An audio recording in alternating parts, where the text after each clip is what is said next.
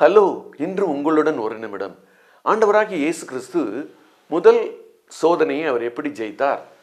வேத வசனத்தை நன்றாக அறிந்து அவர் மனப்பாடம் பண்ணி அதை செயல்படுத்தி ஒரு வாழ்க்கையை வாழ்கிறார்.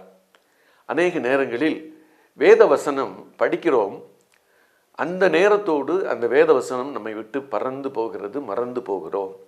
ஆனால் இயேசு கிறிஸ்து எப்படி படித்திருந்தார் தெரியுமா? அந்த வேத வசனத்தை மனதிலிருந்து தேவையான நேரத்தில் எடுத்து பயன்படுத்துவதற்கு அறிந்திருந்தார். இயேசு கிறிஸ்து அந்த ஸ்க்ரோல்ஸ்ன்னு சொல்லுவாங்கள்ல, அந்த வேத வாக்கியங்களை அவர் அறிந்திருந்தார், அதை மனப்பாடம் செஞ்சிருந்தார்.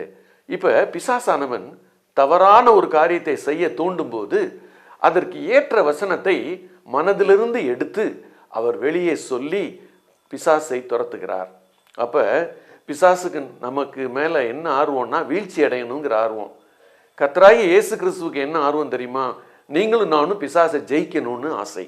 அதனால தான் அவர் என்ன செய்கிறார், இந்த தவ காலத்தில் சோதனையின் மத்தியில் எப்படி ஜெயம் எடுப்பது, இயேசு எப்படி ஜெயித்தார் என்பதை உங்களையும் என்னையும் கவனிக்க செய்கிறார். கவனிப்போமா?